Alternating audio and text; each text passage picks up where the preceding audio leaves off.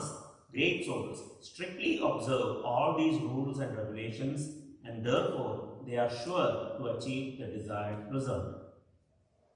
As described in the second verse of this chapter, not only is this devotional service easy, but it can be performed in a happy mood. One does not need to undergo any severe penance and austerity. He can live this life in devotional service, guided by an expert spiritual master, and in any position, either as a householder, or a sannyasi, or a brahmachari, in any position and anywhere in the world, he can perform this devotional service to the Supreme Personality of Godhead and thus become actually Mahatma, a great soul.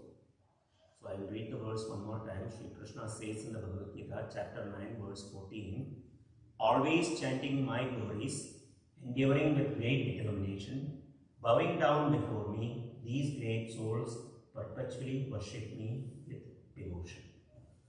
So now I will chant some prayers to invoke the blessings of the previous spiritual masters in our life, so that by their mercy I can speak something to purify myself and also glorify his pure devotee Gopal Bhatta Goswami, whose disappearance day is today. Om Jnanatimirandhasya Jnananjanashalakaya Chakshurunmilitam Yena Tasmai Shri Gurave Namah. Shri Chaitanya Manobhishtam Sthapitam Yena Bhutale Swayam Rupa Kada Mahim Dadhati Swapadantikam. Vandeham Shri Guru Shri Yutabadakamalam Shri Guru Vaishnavamscha Shri Rupam Sagrajata Sahagana Nandam Tam Sajivam Sadvaitam Savadhutam Parijana Sahitam Krishna Chaitanya Devam Shri Radha Krishna Padan Sahagana Lalita Shri Vishakha Nitamsha He Krishna Karuna Sindhu Deenabandho Jagatpate Gopesha Gopika Kanta Radha Kanta Namostute Tapta Kanchana Gaurangi Radhe Vrindavaneshwari Vrishabhanu Sute Devi Pranamami Hari Priye Vanchakalpatarubhyascha Kripa Sindhubhya eva cha Patitanam Pavanebhyo Vaishnavebhyo Namo Namah. Jai Shri Krishna Chaitanya Prabhu Nityananda Shri Advaita Gadadhara Shri Vasadi Gaura Bhakta Vrinda. Hare Krishna Krishna Krishna Hare Hare Hare Rama Rama Rama Hare Hare. Hare Krishna. So we read Lord Krishna describing the devotees, the pure devotees. He says that they are always chanting his glories. They are always enduring with great determination, bowing down before me.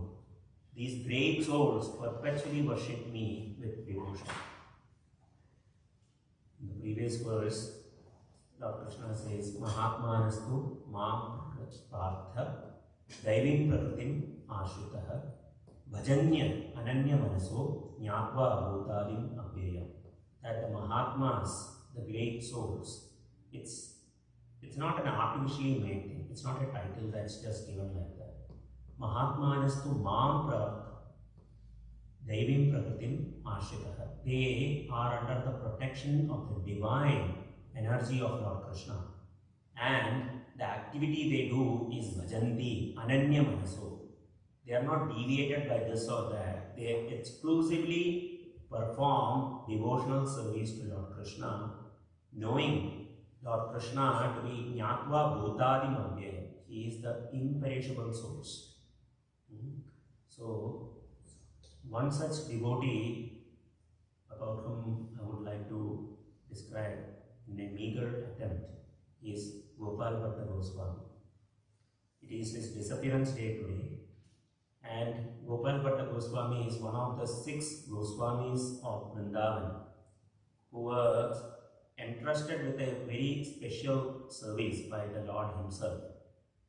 So, Gopal Bhatta Goswami appeared in South India in the year 1500 in a small village near Srirangam, and he was the son of Venkata Bhatta, who was a priest in the temple of Lord Ranganath. And in the year 1510, in the Makar Sankranti, Lord Chaitanya accepted sannyas, and he then entered Jagannath Puri in the month of February. And in the month of April, he decided to make a tour of South India.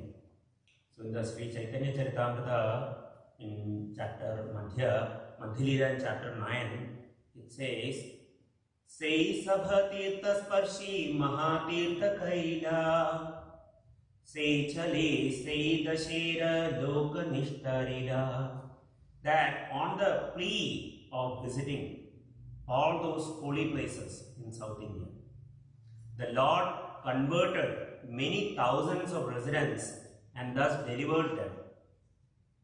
Now, Lord Chaitanya is the Supreme Personality of Godhead, Krishna.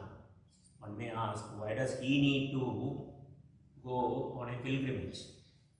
And it is explained in this verse that simply by touching the holy places, he made them into great places of pilgrimages. So he made all those tirthas into Mahatirthas by visiting them. And it was just a plea to visit the holy places in South India. And then in the same chapter, it is described, Dakshina Deshere Loka Aneka Prakara Keha Jnani Keha Karma Pashandi Apara, that the situation in South India in that time was, there were many types of people. Some were karmis, some were jnanis, some were non-devotees. In fact, the non-devotees, there were many non-devotees. Right? And there were also people of different opinions, like one should do karma, one should do jnana, different processes. But when Sri Chaitanya Mahaprabhu came, Sei Sabhaloga Prabhura Darshana Prabhave Nija Nija Mata Chati Haila Vaishnave, by the influence of Sri Chaitanya Mahaprabhu, all these people abandoned their opinion, Nija Nija Mata Chati.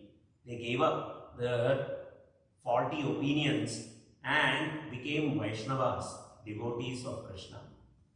So this was the activity of Sri Chaitanya Mahaprabhu in South India. It is said that the activities, the pastimes that Sri Chaitanya Mahaprabhu did in South India, it was not even demonstrated anywhere else. In his Navadvip Leela, it was not demonstrated.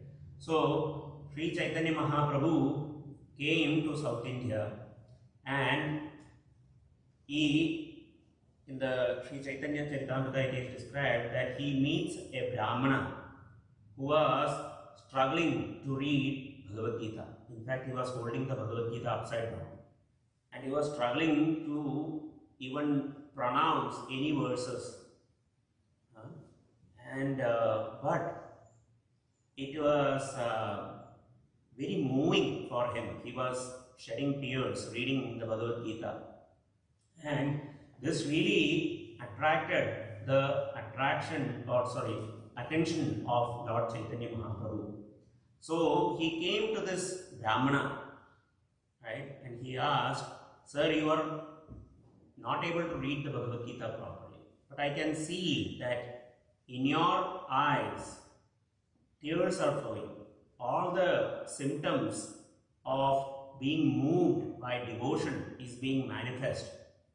So, what is attracting you so much? So, the Brahmana replies, Viprakahe murkha ami शब्दार्थ ना जानी, शुद्धा शुद्ध गीता पढ़ी, Guru Ajna Mani. That the Brahmana replies that I am illiterate and therefore I do not know the meaning of the words. Sometimes I read the Bhagavad Gita correctly and sometimes incorrectly. But in any case, I am doing this in compliance with the order of my spiritual master, Guru Ajna Mani. So, the purport to that verse, Srila Prabhupada writes something very significant. He says, this is a good example of a person who had become so successful that he was able to capture the attention of Sri Chaitanya Mahaprabhu even while reading the Bhagavad Gita incorrectly. His spiritual activities did not depend on material things such as correct pronunciation. Rather, his success depended on strictly following the instructions of his spiritual master. In the Mandukya Upanishad it says, Yasya deve parabhaktir yatha deve tatha guru tasyaita katitahi artha prakashante mahatmanah. That to those unto whom who have implicit faith in Guru and Krishna, all the imports of the entire Vedic literatures are automatically revealed. So, in this example, the Brahmana was trying to follow the orders of his spiritual master in his very humble attempt. And Sri Chaitanya Mahaprabhu asked him, but why are you crying? Why are tears coming to your eyes if you don't understand what you are reading?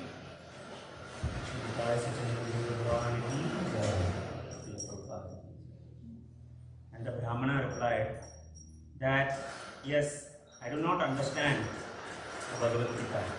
But when I think about the scene where Lord Krishna, the Supreme Personality of Godhead, has taken the very humble position of becoming a charioteer for his dear devotee Arjuna, I am moved by that scene and tears come to my eyes. And Sri Chaitanya Mahaprabhu praised him, saying that you, sir, have understood the Bhagavad Gita. So it is not that one acquires a lot of knowledge or can quote a lot of scriptures that one can attract the mercy of Sri Chaitanya Mahaprabhu, Lord Krishna. Here in this example, this Brahmana, this illiterate Brahmana, he is attracting the mercy of Lord Chaitanya. Right? The word that is used to describe him is Vipra. Viprakahe. So what is this word Vipra? Janmana jayate shudra, samskara bhaved vija, veda pathati iti Vipra, brahmajnaniti iti brahmana. So it says that by birth everybody is like Shudra. What does Shudra mean? Shudra means one who cries unnecessarily, who cries for non-essential things. Janmana jayate Shudra, samskara bhaved vija. By the process of samskaras, one becomes a dvija, a twice born. Then it goes on to say, Veda pathati iti Vipra. One who studies the Vedas, he becomes known as the Vipra. But here, this Brahmana who is illiterate is being called as a Vipra. Why? Because he understood the purport of the entire Vedic literatures. Vedeshcha sarver ahameva vedya. The purpose of Vedas is to understand, to know about the Supreme Lord. So this Vipra, he understood Lord Krishna. And so much so that he attracted the attention of the Supreme Lord, Lord Chaitanya himself. And Lord Chaitanya was talking to him. Right? And Sri Chaitanya Mahaprabhu was in Sri Rangam and he met another devotee who was of this nature, and that was Venkata. Venkata Bhatta was the father of Gopal Bhatta Goswami. So Venkata Bhatta, Tirumala Bhatta and Prabodhananda Saraswati, these were three brothers. And Gopal Bhatta Goswami, he was the son of Venkata Bhatta. And Venkata Bhatta was attracted to Lord Chaitanya and he invited Lord Chaitanya to stay with him during the 4 months of the Chaturmasya. The 4 months, it actually coincides with the rainy season. So he invited Sri Chaitanya Mahaprabhu to reside with him, and Lord Chaitanya accepted. And that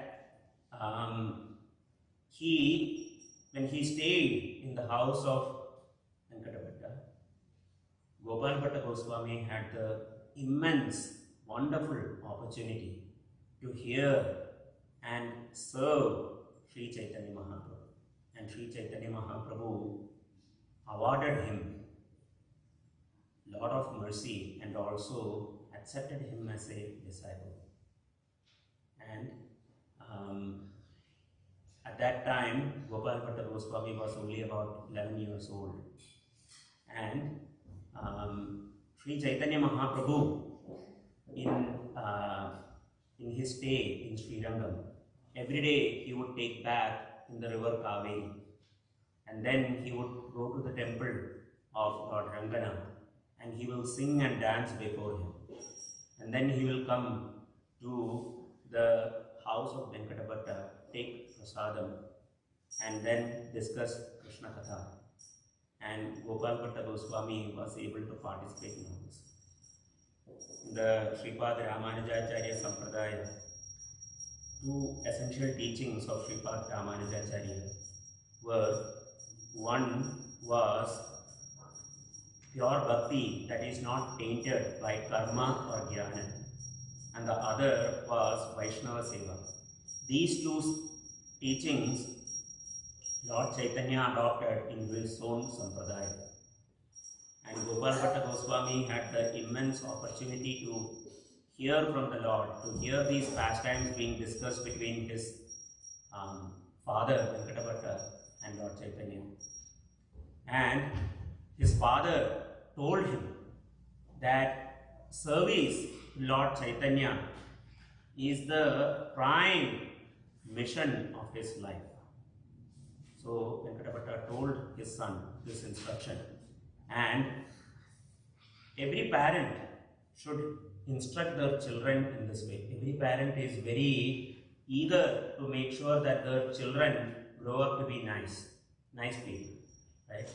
But the prime mission of human life is self-realization and to develop love for Krishna. And every parent should follow the example of Sriman Venkat Bhatta and instruct their children in this way. If we go by the standard of Srimad Bhagavatam, it says, Gururna sasyat, Swajano na sasyat, Pitana sasyat, Jananina sasyat, Daivam na tatsyan, na patischa sasyan, na mochayet iha samupeta mrityum. That this is Rishabdev teaching his children. It says, it's a very high standard, one who cannot deliver his dependents from the path of repeated birth and death should never become a spiritual master, a father, a husband, a mother, or a worshipable demigod. So this is the standard. And Venkata Bhatta was instructing his son that his service to Lord Chaitanya is the prime mission of Gopal Bhatta Goswami.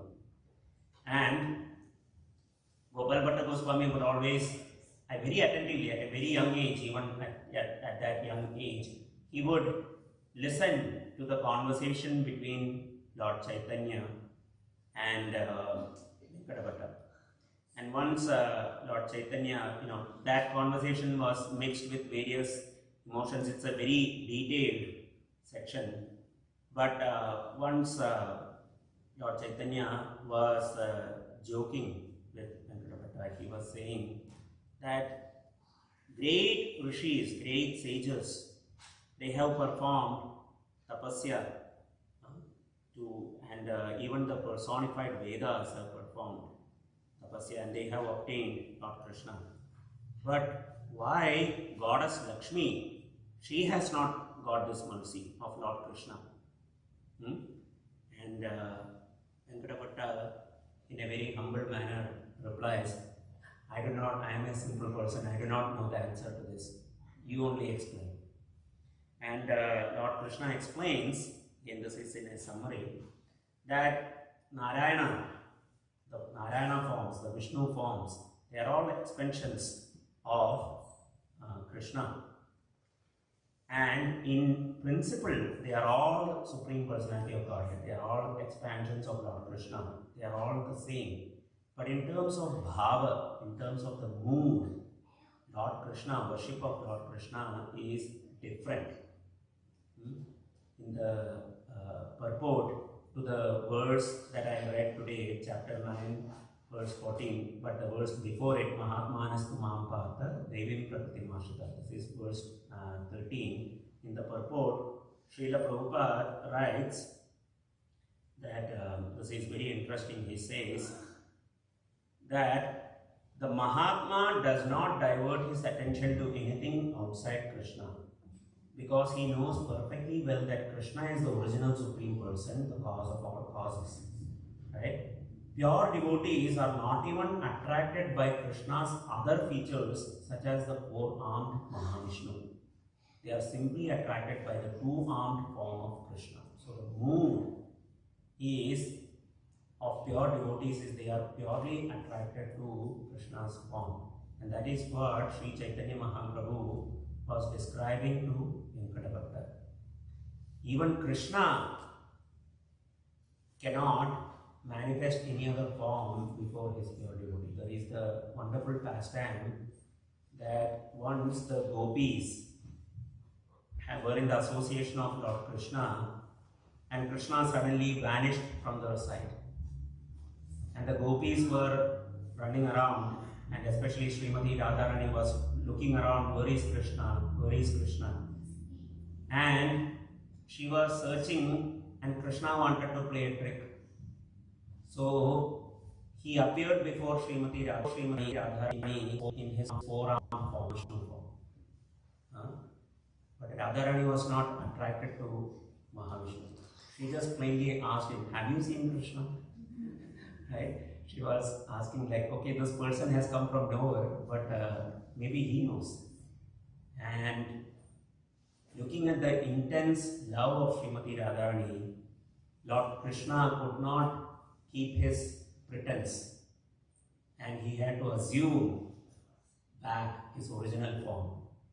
So that is the power of pure devotion. And so Lord Chaitanya was explaining this to Venkata. And there is this verse, wonderful verse in Srimad Bhagavatam, 10th canto, chapter 9, where there is a description of the Damodar pastime, Damodar Leela pastime. Right? It says, Nayam Sukapo Bhagavan Dehinam Gopika Sutah Yaninam Cha Atma Bhutanam Yata Bhakti Matamiha. It says that the Supreme Personality of Godhead Krishna, the son of Mother Yashoda, is accessible to devotees engaged in spontaneous loving service. But he is not as easily accessible to mental speculators, to those striving for self-realization by severe austerities and penances, or to those who consider the body the same as the self. So, for pure devotees, for those who are attracted to spontaneous loving service of the Lord is very easily accessible. Like the example given in this verse is that of Mother Yashoda, that she just had pure love for Krishna to the degree that she was thinking that Krishna is completely dependent upon her. I have to take care of Krishna. Who will protect Krishna? In that way she was always thinking. And in that mood, in that loving service to Krishna, she was able to conquer Krishna. Krishna became a plaything in her hands. And this is what Sri Chaitanya Mahaprabhu was explaining to Venkata. And all of these conversations were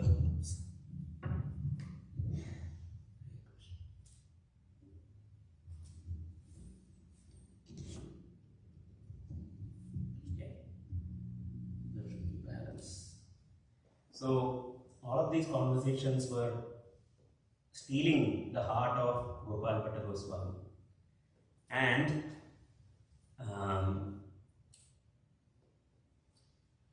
he was getting attracted more and more. And in that time, there was a devotee who had accompanied Lord Chaitanya Mahaprabhu, Kala Krishna Das.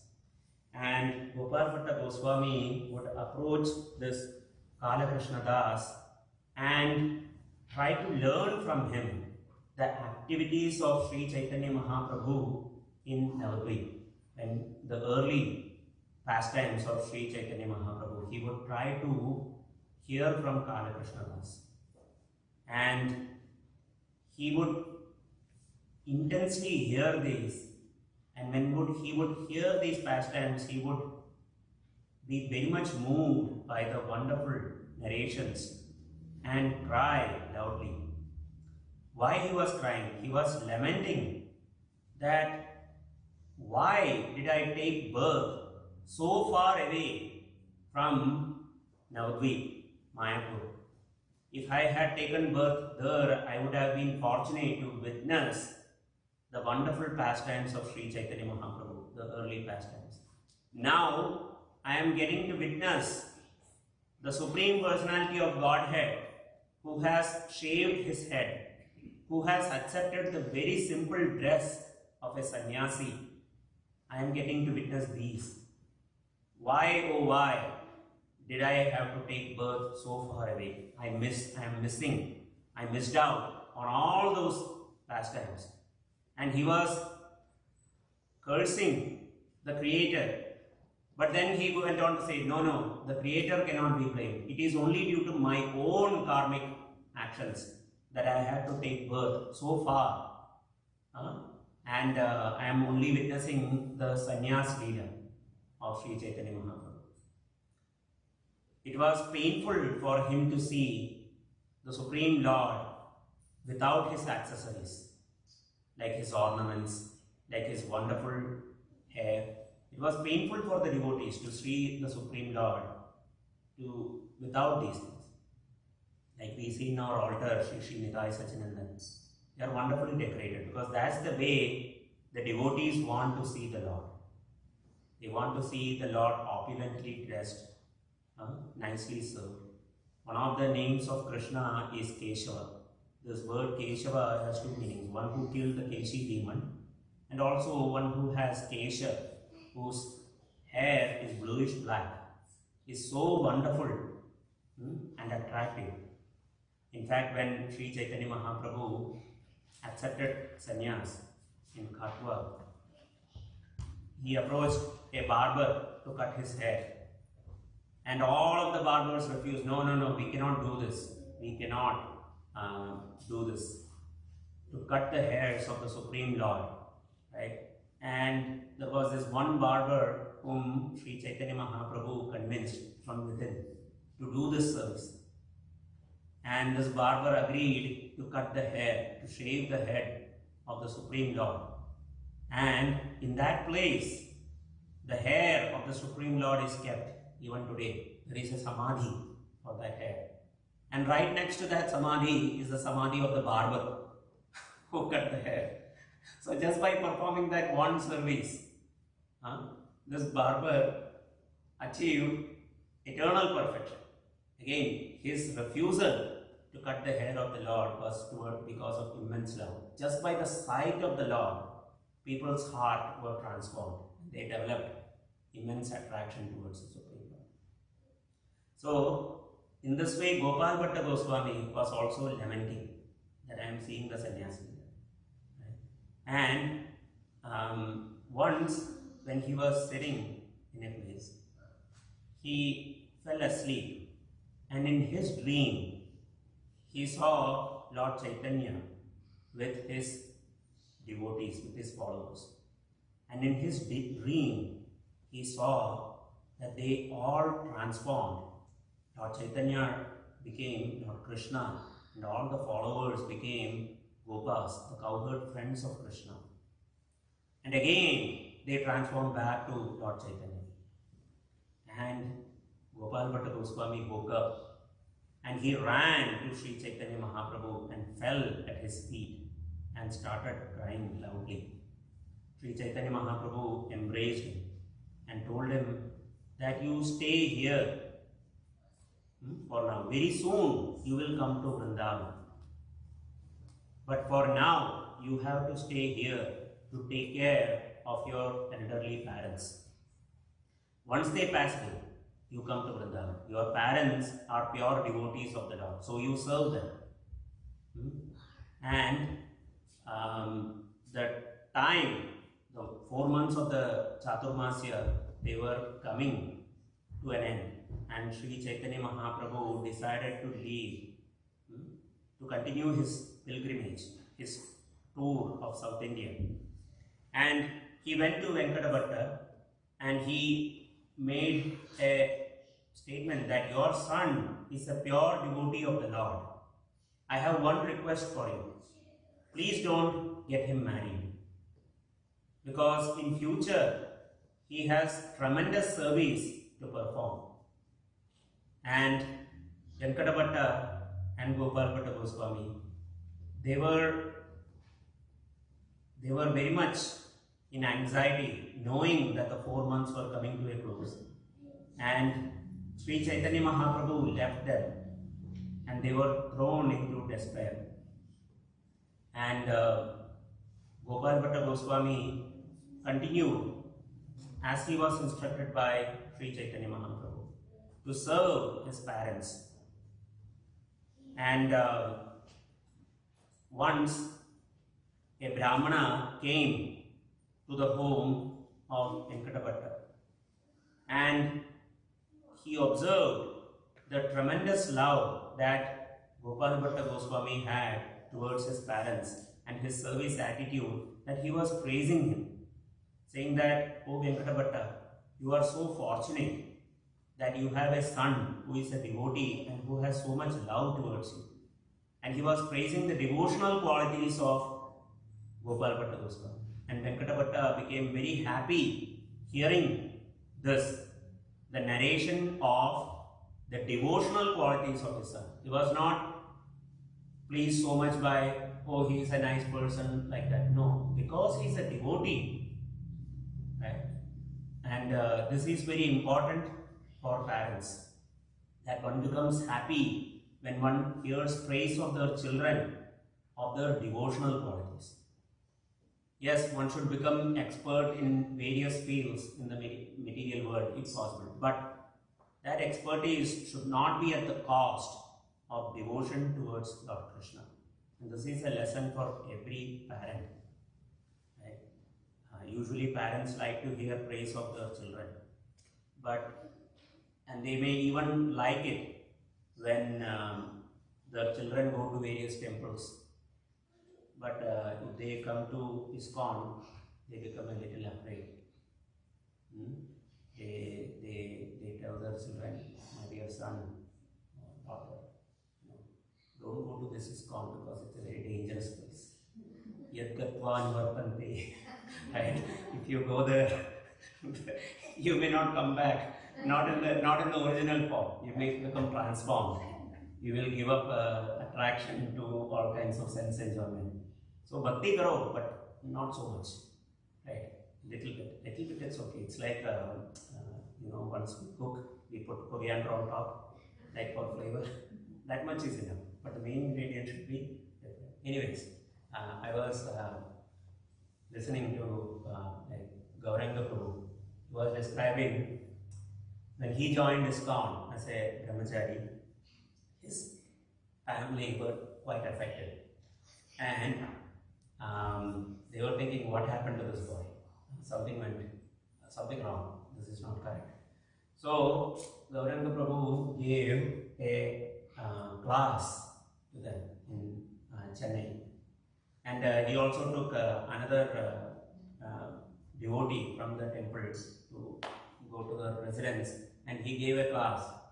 So before the class, this other devotee was saying that in the Srimad Bhagavatam it is said that if a person in a family becomes a devotee, then 21 generations of that family they are all liberated, they will achieve the Vaikuntha Dham, right?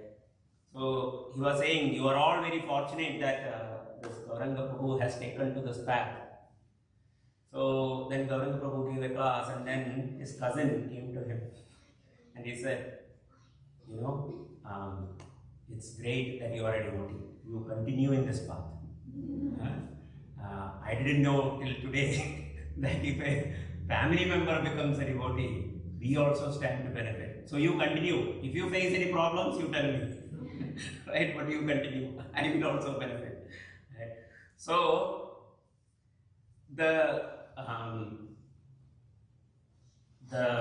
parents, they should be very eager to see their children succeed in devotional service. Right? And that should be the prime encouragement from parents. All other things, that is nice, but one should not give up bhakti. And Venkata Bhatta was the example for this. He became encouraged hearing the devotional qualities of Gopal Bhatta Goswami. Like for Srila Prabhupada explained that one may try to protect one's family, one may try to do service to one's family by engaging one's resources, planning, all one's intelligence in protecting the family, serving them. But one can only do that till the time of one's death. And even if you have resources, sometimes you may not be successful in helping your family, or they may not even appreciate you. But if one takes to the devotional service of the Lord, then one can do eternal benefit to one's family. So anyways, Gopal Bhatta Goswami was serving his parents, and his parents in due course of time passed away, went back to the spiritual world. And Gopal Bhatta Goswami decided to go to Vrindavan. Now this is very interesting because Gopal Bhatta Goswami didn't get another opportunity to meet Lord Chaitanya. He could have decided that, okay, I'm going to Vrindavan from South India, maybe I can go like this route, go through Jagannath Puri and meet Lord Chaitanya. Right? I met him when I was very young, but maybe I can meet him again. But no, he decided to follow the instructions of Sri Chaitanya Mahaprabhu to proceed to Vrindavan. Just like Jiva Goswami also. Jiva Goswami met Lord Chaitanya when he was only 9 months old. Right? And he had asked Lord Nityananda, like, you are asking me to go to Vrindavan, but is it okay if I go through Jagannath Puri? And Lord Nityananda told him, not enough time, go to Vrindavan. So service, following the instructions is more important. And we see that in the life of Gopal Bhatta Goswami and Jiva Goswami. That even meeting the Supreme Lord, right, more important. The Lord Chaitanya is known as Mahavadanyaya, the most merciful. But he tied his disciples in very strong instructions. So even Lord Nityananda, we see, understood the mood of Lord Chaitanya and asked Jiva Goswami to go directly. Actually, he asked him to go to Kashi and then go to Vrindavan.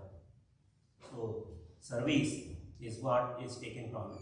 And Sri Chaitanya Mahaprabhu had asked Gopal Bhatta Goswami to go to Vrindavan, and he went there and to be under the care of Sri Rupa and Sri Sanatana. And they did. As soon as Gopal Bhatta Goswami arrived, they accepted him and they sent a messenger to Lord Chaitanya saying that Gopal Bhatta Goswami is here. And Lord Chaitanya sent 3 items with that messenger. One was his own undergarment, second was a piece of his cloth, and the third was a seed. And this seat was very prominent. It is a special seat in which the Guru sits and gives initiations. and the kaupina or the undergarment indicated that Gopal Bhatta Goswami should remain a sannyasi and he should give initiations. So the system that was established was that Gopal Bhatta Goswami would give initiations to those who came from the west, and Raghunath Bhatta Goswami gave initiations to those who came from the east. And this was a system that was established. And Gopal Bhatta Goswami was performing this service. Sri Chaitanya Mahaprabhu had also indicated that he should serve the Shalagram Shilas and that Radha Raman will come to him. And this is the wonderful pastime, and for the sake of time I will say it in a very short manner, that Gopal Bhatta Goswami went on a trip to the Gandaki river in present-day Nepal, and he was taking a bath, and 12 Shaligram Shilas came into his water pot. He put them outside, and then they again entered. And again he put them out, and again they entered. So it was a message for him that yes, these are the Shalagram Shilas I am supposed to serve. And he was serving them very nicely, and he was always meditating on this form of Radharaman. He was desiring to have the Radharaman to have the face of Govindaji, to have the chest of Gopinath, and to have the feet of Madan Mohan. And he was always meditating, when will Radharaman appear before me? And once a merchant came and he brought clothes for all the deities of Vrindavan. And Gopal Bhatta Goswami had a desire that I don't have a deity with which to dress these clothes with. But he had faith. It was the day of Narasimhadev appearance day.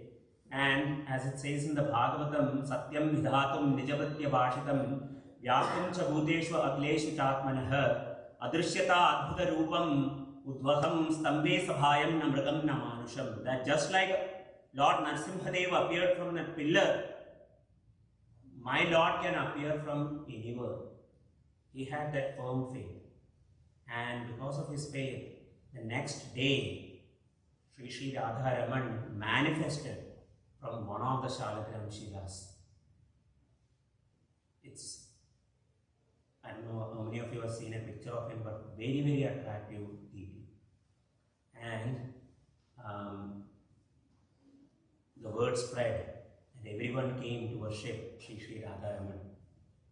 And Gopal Bhatta Goswami established the standard of worship. In fact, in all the temples of Vrindavan, the highest standard of worship is in that of Sri Radharaman. And Srila Prabhupada also instructed his disciples to learn from the worship of Sri Radharaman. So Gopal Bhatta Goswami was Nipuna, or expert in 4 things. One is Shastra, then he was also expert in music. He was expert in drama and also the performing instruments and dance. So these 4 things he was very prominent, and it is said that he established this form of worship in Vrindavan. The disciples he initiated, many of them were Rajputs. So Man Singh, they all became disciples, and they all became devotees, and they helped in the renovation of Vrindavan and in the support of the various temples. His literary contributions are also very well known. The Hari Bhakti Vilas is said to be his composition, which he had given to Sanatana Goswami. The Sandarbhas are also said to be the core of those Sandarbhas was created by Gopal Bhatta Goswami, and then it was Jiva Goswami extended that. The Shab Sandarbhas, they are the most prominent literature in our parampara. So many contributions, but always taking a very humble position. In fact, his name is not even mentioned in the Chaitanya Charitamrita because he exclusively asked Krishnadas Kaviraj Goswami not even to mention him, because he was thinking of himself as very low. in a very natural humility, not an artificial pretense. In a natural sense of humility, he didn't consider himself worthy to be mentioned in association with Lord Chaitanya or the other devotees. So we don't see his name mentioned. So this is the nature of such an eminent Vaishnava, and today is his disappearance day. And we all can pray to him so that we can develop at least even a drop of the immense faith and devotion he had towards Krishna. And he can help us in our own journey towards Lord Krishna. Thank you so much. Are there any questions? Yes, ma'am.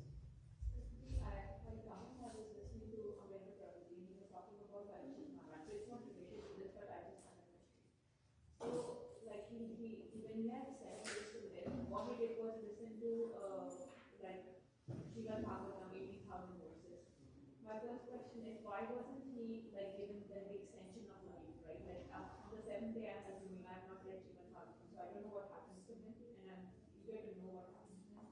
But my assumption is that he left the world. But why wasn't he given the opportunity to be involved in bhakti of Krishna and like do more service and create more Vedas, whatever that is needed? So I'll give a short answer. The 7 days caused desperation.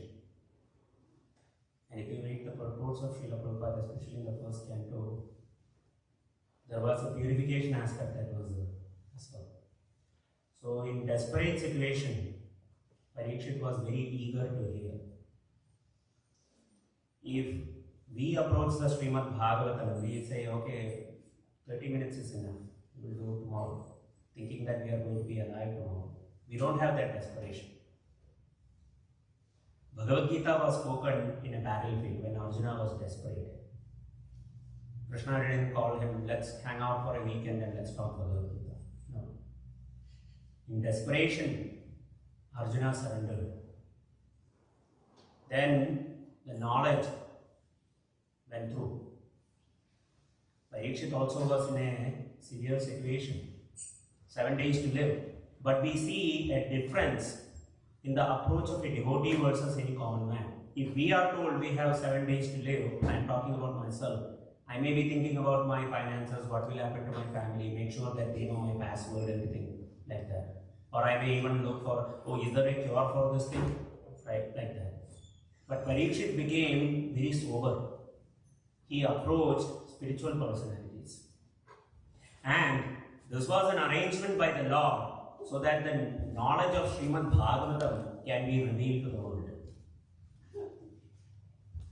So, in those 7 days, the conversation that happened, that is enlightening people even today. 5,000 years ago, that conversation happened.